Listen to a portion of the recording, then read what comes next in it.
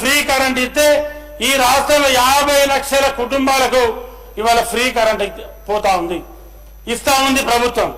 దాంతో పాటు మీరు ఏదైతే గతంలో బీఆర్ఎస్ ప్రభుత్వం వసూలు చేసినటువంటి డిపాజిట్ ఏసీడీ ఛార్జీలు ఉన్నాయో అవి కూడా ఇవాళ మరి మాఫీ చేయడం జరిగింది. 500 యూనిట్ల లోపు మరి ఏసీడీ ఛార్జీలను కూడా ఈ ప్రభుత్వం నిలిపివేయడం జరిగింది.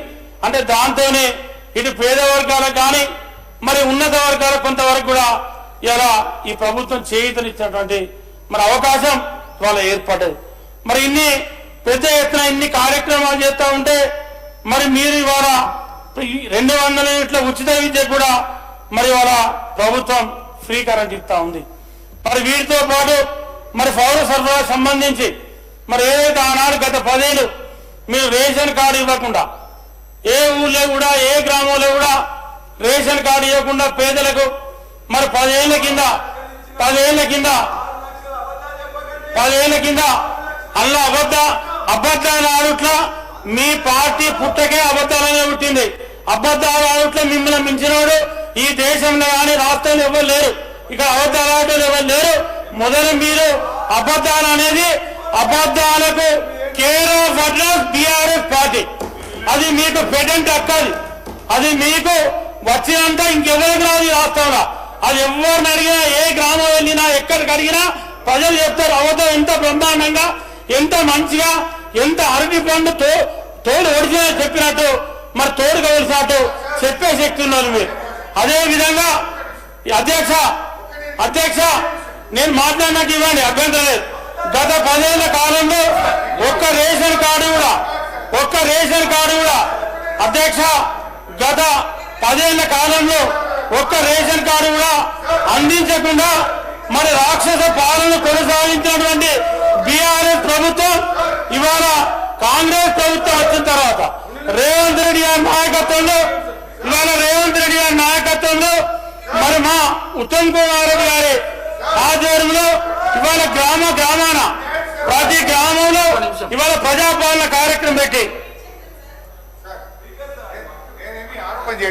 హౌస్ రికార్డు సెటిలైట్ చేసే ప్రయత్నమే గౌరవ సభ్యులు విజయరమణారావు గారు మాట్లాడుతూ బీఆర్ఎస్ హయాంలో ఒక్క రేషన్ కార్డు ఇవ్వలేదని వారు చెప్పారు. అధ్యక్ష, నేను ఓన్లీ వారికి తెలియక చెప్పలేదు అనుకుంటున్నాను, తెలిసి తప్పు చెప్పిందని నేను అనుకోవట్లేదు.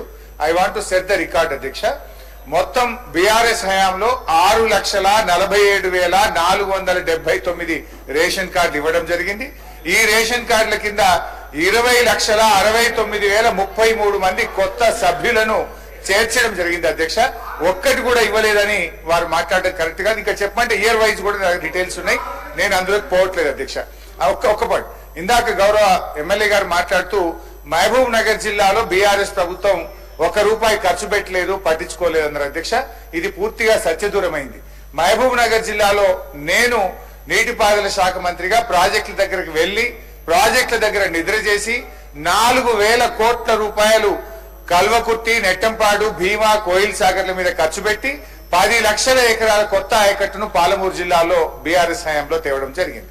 3వ పాయింట్ వారు చెప్పింది సుందిల్లా అన్నారం కూడా ఉంచాలనా కూల్చాలనా వాళ్ళు ఎన్డీఎస్ఏ వాళ్ళు చెప్పాలన్నారు. నిన్నగాక మొన్న అసెంబ్లీలోని కౌన్సిల్లో గౌరవ ఇరిగేషన్ మంత్రి ఉత్తమ్ కుమార్ రెడ్డి గారు మాట్లాడుతూ సుందిల్లా అన్నారం సేఫ్ గా ఉన్నది, అక్కడ ఎలాంటి ఇబ్బంది లేదని గౌరవ మంత్రి గారే సమాధానం చెప్పారు. ఇవాళ కాళేశ్వరం కూలిందనే తప్పు ప్రచారం వద్దు. అధ్యక్ష, కాళేశ్వరం అంటే 3 బ్యారేజీలు, 19 సబ్ స్టేషన్లు, 21 పంప్ హౌసులు, 16 రిజర్వాయర్లు, 203 కిలోమీటర్ల టనలు, 1531 కిలోమీటర్ల గ్రావిటీ కెనాల్, ఇవన్నీ బాగున్నాయి. ఓన్లీ ఒక మేడిగడ్డ బ్యారేజీలో 7 బ్లాకుల్లో 1 బ్లాకులో 1 పిల్లర్ మాత్రమే కుంగింది. ఇంత మాత్రమే మొత్తం కాళేశ్వరం కూలిందని ఒక దుష్ప్రచారం చేయడము, ఇది మా మీద కోపం కొద్ది చేయడం కాదు, ఇది రాష్ట్రానికి నష్టం జరుగుతుంది. ఇటువంటి దుష్ప్రచారం మానుకోవాలి, సబ్ రికార్డ్ సెట్ చేయాలని కోరుకుంటున్నాను. Thank you. మంత్రి గారు, గౌరవ సభ్యులు కాళేశ్వరం సంబంధించి మాట్లాడుతూ ఒక పిల్లర్ ఊగిపోయింది. ₹1 కోటి పెద్ద ఇల్లు కట్టిన తర్వాత ఒక పిల్లర్ ఊరిపోతే ఇల్లు పరిగరాలు. అధ్యక్ష, సబ్జెక్టు కాళేశ్వరం దగ్గర కూడా మీరు కట్టినటువంటి పిల్లర్ కుంగిపోయింది, 1, 2 వారే ఒప్పుకుంటున్నటువంటి పరిస్థితులల్లా అక్కడ నీళ్లు నిల్వ చేసేటువంటి పరిస్థితి లేదు, ప్రత్యక్షంగా చూసినటువంటి పరిస్థితులల్లా అది ఎటువంటి ప్రమాదం లేదు. ఇన్ని బ్యారేజీలు ఉన్నాయి, దానికి సంబంధించిన అమౌంట్ కూడా చెప్తే బాగుంటుండే. నేనేం అడుగుతున్నాం అంటే అధ్యక్ష, మీ ద్వారా సభలో మన ఒక రాంగ్ మెసేజ్ పోవద్దు, వాళ్ళు మంచిగా ఉన్నదాన్ని ఏదో తప్పుడు ప్రచారం చేస్తున్నారని పోవద్దు. కాబట్టి చెప్తా ఉన్నాం, కాళేశ్వరానికి సంబంధించినటువంటి మొత్తం టోటల్ మీరు చెప్పినటువంటి ఒక ప్రొసీజర్ ఆఫ్ అన్ని ఆనకట్టలకు సంబంధించి వాటికి సంబంధించిన ఇష్యూలో ఒక వాటర్ ఎక్కడైతే స్టోర్ కావాలో దాని దగ్గర జరిగింది. మీరు అది కడితే ఇబ్బంది అని సాంకేతిక నిపుణులు ఇచ్చిన దాని ప్రకారంగా జరిగింది. సరే, ఇప్పుడు ఏమి ఇస్తుండ్రు, ఏం జరుగుతుంది ప్రొసీజర్ కన్సర్న్ మినిస్టర్ గారు దానికి సంబంధించి చెప్తారు. కానీ ఆ యొక్క కూలిపోయిన మనం చెప్పిన పెద్ద భవంతిలో ఒక పిల్లర్ కూలిపోతే ఇల్లు ఉంటుంది అధ్యక్ష, మీకు తెలియదు. సో అది కరెక్ట్ చేసుకుంటే బాగుంటుందని ఈ సందర్భంగా మీ ద్వారా కోరుతాం.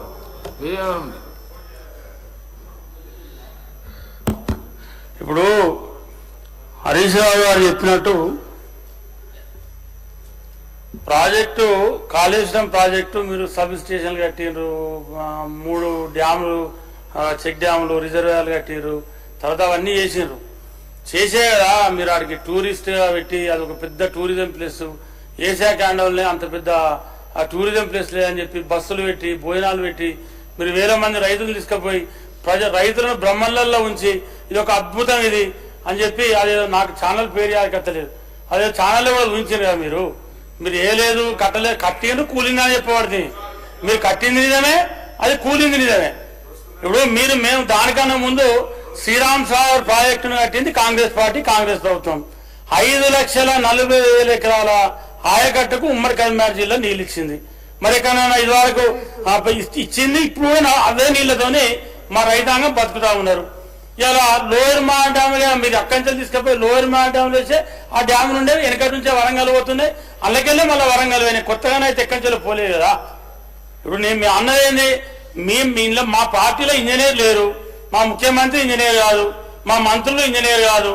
మాకు ఏదైతే central national safety dam authority వాళ్ళు ఇస్తే ఆ రిపోర్టు ప్రకారంగా చేస్తామని చెప్పి మా ఉత్తమ్ కుమార్ రెడ్డి గారు చెప్పబట్టి, మరి ఉత్తమ్ కుమార్ రెడ్డి గారు మరి మండలి చెప్పినని మరి మొన్న మీరు మాట్లాడుతూ ఉన్నారు.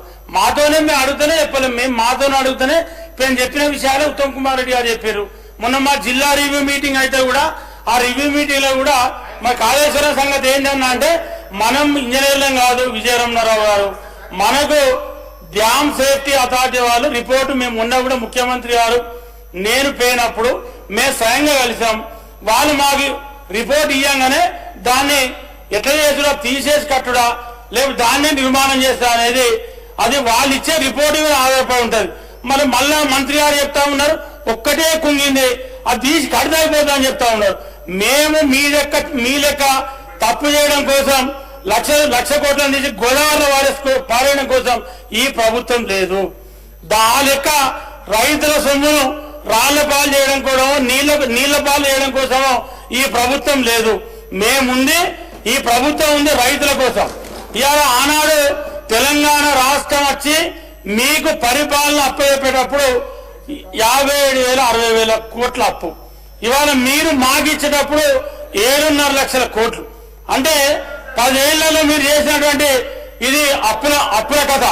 అంటే దానికి ఇవాళ ఆ విధ్వంసానికి మీరు చేసినటువంటి అప్పులకు ఇవాళ అప్పు మళ్ళీ మేము చేసేటువంటి పరిస్థితిని ఇవాళ మీరు తీసుకొచ్చారు. దగ్గర 80,000 నుంచి 90,000 కోట్లు మీరు ఏదైతే బకాయిలు పెట్టిపోతే మళ్ళీ అప్పు తీసుకొచ్చి ఇవాళ మీరు అప్పు చేసినటువంటి బకాయిలు పెట్టిన దానికి మీ అప్పుకు అసలు దానికి వడ్డీ ఇవాళ మీరు పెట్టిపోయిన బకాయిలకు ఇవాళ ఈ ప్రభుత్వం పే చేస్తా ఉంది. ఇంత మంచి కార్యక్రమాలు చేస్తా ఉంటే ఒక్క అభినందించే కార్యక్రమం లేదు. ఇవాళ ప్రతిపక్ష నాయకులు అసెంబ్లీకి రారు, మీరు ఒక మంచి సూచన ఇయ్యరు, మాట్లాడితే ప్రభుత్వం మీద బురదను, ప్రభుత్వం మీద నిబంధెట్టడం, ప్రభుత్వాన్ని బదనం చేసే ప్రయత్నం చేయడం, ముఖ్యమంత్రి రేవంత్ రెడ్డి గారు అట్లా, లేకుంటే పట్టి విక్రమార్క గారు ఇట్లా, మంత్రివర్గం అట్లా అని చెప్పి మీ ఇష్టానుసారంగా మాట్లాడుతూ ఉన్నారు. నాకు తెలిసింది ఇలా పేద 10 ఏళ్లలో మీరు ఎక్కడ బై ఎలక్షన్ అయితే అక్కడ రేషన్ కార్డు, ఎక్కడ బై ఎలక్షన్ అయితే అక్కడ కొత్త పింఛన్లు, ఎక్కడ బై ఎలక్షన్ అయితే అక్కడ కొత్త శాంక్షన్లు, కొత్త స్కీమ్స్. మీ ఆలోచన, మీ ధ్యాస, మీ సూపు మీ మొత్తం బై ఎలక్షన్లు గెలవాలి, ఆ ఎలక్షన్లో గెలిచామనిపించుకోవాలి. అదే తప్ప మీరు 10 సంవత్సరాలు వేరే కథే చేయలేదు. ఎక్కడ కూడా ఒక నాయకుడు ఉంటే ఆ నాయకుడిని ఎట్లా నిర్వీర్యం చేయాలి, ప్రతిపక్ష పార్టీలో గట్టి ఎవరుంటే వాళ్ళని ఎట్లా కథం చేయాలి అనేటువంటి ఆలోచన తప్ప ఫోన్ ట్యాంపరింగ్, ఆ నాయకుడు ఎటు పోతాడు, ఆ నాయకుడు ఎక్కడ ఉన్నాడు, ఇదే ప్రయత్నం చేసింది తప్ప మీ రాష్ట్రానికి మంచి చేద్దామనో ప్రజలకు మేలు చేద్దామనో లేదు రైతులకు న్యాయం చేద్దామని చెప్పి చేసే అటువంటి ఆలోచన మీరు చేసినటువంటి దాఖలాలు లేవు. అదే విధంగా ఇవాళ ఏదైతే మరి రేషన్ కార్డులకు సంబంధించి ఇవాళ నాకు తెలిసి వారి లెక్క అదే, నా లెక్క నేను కూడా 24 గంటల గ్రామాలలో ఉంటా. నేను హైదరాబాద్ లో ఒక్క రోజు ఉంటే 6 రోజులు మా నియోజకవర్గంలో ఉంటా. ఇవాళ మీరు రేషన్ కార్డులు మరి మా కాన్స్టిట్యూన్స్ లో ఉప ఎన్నికలు రాలేదు కాబట్టి అది మా దగ్గర ఇయ్యనట్టున్నారు. మరి మా దగ్గరనైతే ఎక్కడ ఇచ్చినటువంటి నాకైతే ఆనవాళ్ళు లేవు, దాఖలాలు లేవు. మరి అలా రేషన్ కార్డు ప్రజాపాలన మొన్న పెట్టి మరి ప్రజాపాలన ద్వారా దరఖాస్తులు తీసుకొని దానికన్నా ముందు మీ సేవా సెంటర్ ద్వారా దానికన్నా ముందు మరి ఏదైతే కలెక్టర్ల ద్వారా మరి వచ్చినటువంటి దరఖాస్తులు క్రోడీకరించి మరి ఈ రాష్ట్రంలో ప్రతి గ్రామంలో ప్రతి ప్రాంతంలో అధ్యక్ష ఎంతమంది